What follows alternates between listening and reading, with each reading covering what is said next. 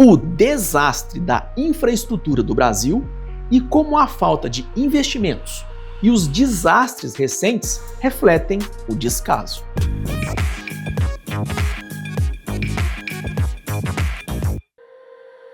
Fala, amante da engenharia! Você já parou para pensar como a infraestrutura de um país define seu futuro? Estradas, portos, ferrovias, redes de energia e saneamento básico não são apenas concreto e aço. Eles são a base que sustenta a economia, a saúde pública e a qualidade de vida. No Brasil, porém, essa base está rachada. Desastres como rompimentos de barragens, pontes que desabam, estradas esburacadas e cidades alagadas viraram notícia comum. Mas por que chegamos a esse ponto e o que a falta de infraestrutura diz sobre nossas prioridades como nação? Afinal, o que é infraestrutura e por que ela importa? Infraestrutura é o conjunto de sistemas físicos e organizacionais que permitem o funcionamento de uma sociedade. Imagine um corpo humano. Se as veias e as artérias entopem, os órgãos falham. No Brasil, quando nossas artérias, como estradas, portos e aeroportos, estão congestionadas, nossos órgãos vitais, como energia,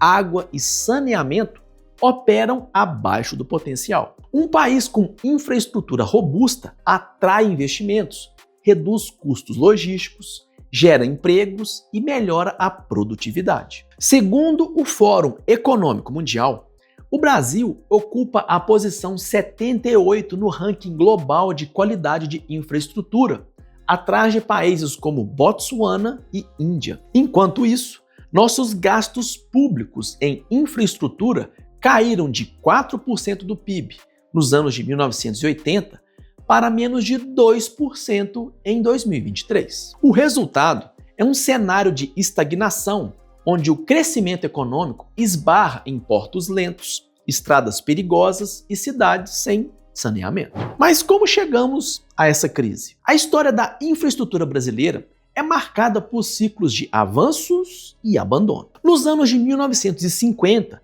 com a construção de Brasília e a expansão da malha ferroviária, parecíamos rumar à modernidade. Nas décadas seguintes, projetos como a usina hidrelétrica de Itaipu e a ponte Rio-Niterói simbolizaram ambição. Porém, o foco em grandes obras não veio acompanhado de planejamento de longo prazo ou manutenção. A partir dos anos de 1980, crises econômicas e instabilidade política levaram ao sucateamento. Privatizações nos anos de 1990 melhoraram setores como telecomunicações, mas deixaram lacunas como no transporte ferroviário, que foi fragmentado, e o modal que poderia reduzir custos logísticos hoje representa apenas 15% da matriz de transporte, contra 40% em países como os Estados Unidos. Enquanto isso, obras inacabadas como a Ferrovia Norte-Sul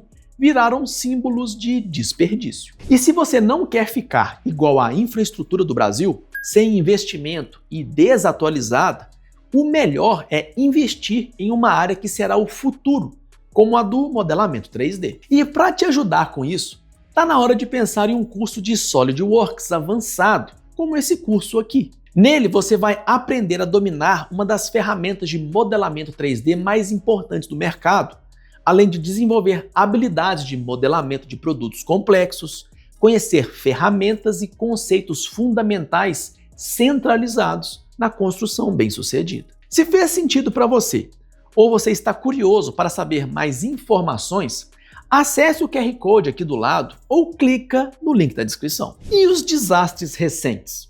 O que eles revelam? Nos últimos anos, tragédias escancaram a negligência. Em 2019, o rompimento da barragem da Vale, em Brumadinho, Minas Gerais, matou 270 pessoas e contaminou rios. Um desastre anunciado, já que sistemas de alerta e inspeções foram ignorados. Em 2022, deslizamentos em Petrópolis, no Rio de Janeiro, agravados pela falta de drenagem urbana, deixaram 233 mortos. Em 2023, o colapso de pontes no Amazonas isolou comunidades, evidenciando a precariedade da infraestrutura na região norte. Esses casos não são acidentes, mas sintomas de um padrão: a cultura do remendo em vez da prevenção. A barragem de Brumadinho, por exemplo, usava um método de contenção ultrapassado, que já era proibido em países como o Chile. Já as enchentes em São Paulo e Rio de Janeiro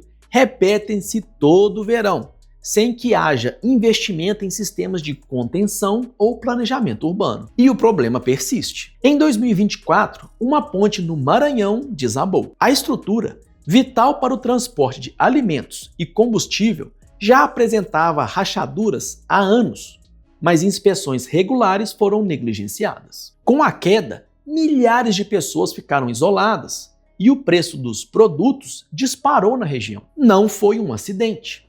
Foi o resultado de décadas sem investimento em manutenção. Outro exemplo recente ocorreu em janeiro de 2024, quando o rompimento de um dique em Minas Gerais, próximo à cidade de Raposos, alagou ruas e destruiu casas. A estrutura, construída na década de 1980, nunca passou por reforços e teve a manutenção negligenciada. Enquanto isso, em fevereiro de 2024, o desabamento de um viaduto na BR-116, no Rio Grande do Sul, interrompeu o fluxo de caminhões por dias, gerando prejuízos de 50 milhões ao agronegócio. Mas por que a infraestrutura brasileira é negligenciada? Aqui, 3 fatores se destacam: a falta de prioridade política, corrupção e ineficiência e falta de planejamento integrado. Projetos de infraestrutura demoram a gerar votos. Governos preferem inaugurar obras novas a manter as existentes. Dos 2,5 trilhões investidos em infraestrutura entre 2000 e 2020, menos de 20% foram para manutenção. Escândalos como o da Lava Jato mostraram como contratos superfaturados desviaram bilhões. Obras paralisadas, como o Rodoanel de São Paulo, custaram 3 vezes mais do que o planejado. Cada governo prioriza um setor, sem continuidade. O PAC, ou Programa de Aceleração do Crescimento, lançado em 2007, teve 40% das suas obras não concluídas. E quais as consequências desse descaso? O custo é astronômico. Segundo a CNI, a Confederação Nacional da Indústria, a má qualidade da infraestrutura custa ao Brasil 200 bilhões por ano em competitividade. Um caminhão que percorre 1.000 quilômetros no Brasil gasta 30% mais tempo e 25% mais combustível que na Europa. Isso encarece produtos, reduz exportações e afasta investidores. No social, a falta de saneamento básico atinge 35% da população, causa doenças como dengue e diarreia, sobrecarregando o SUS. Na educação, escolas sem energia ou internet perpetuam desigualdades.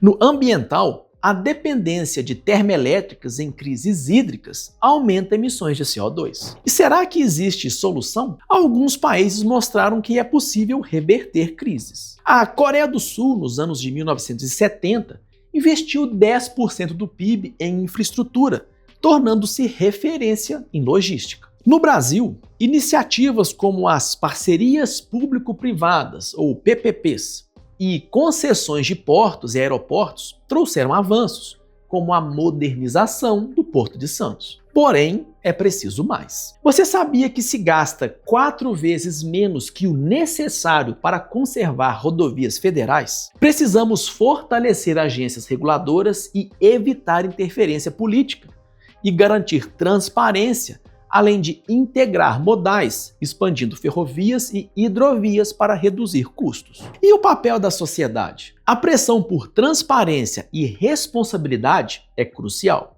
Plataformas como o Mapa das Obras Paralisadas do TCU permitem que cidadãos acompanhem projetos. Além disso, o setor privado tem papel-chave. Empresas como a Rumo Logística investiram 12 bilhões em ferrovias, mostrando que parcerias funcionam. A infraestrutura não é um tema técnico, é um pacto social. Cada ponte que cai, cada cidade alagada, cada família sem água potável reflete escolhas políticas. Reverter esse cenário exige visão de longo prazo, coragem para punir malfeitores e investimento constante. E o mais importante, talvez seja parar de torcer por um político ou partido como se fosse o seu time de futebol e fazer a única coisa que um político merece, que é ser cobrado. Se você chegou até aqui e gostou do vídeo, aproveita para se inscrever, se não for inscrito, deixe seu like e ative o sininho das notificações.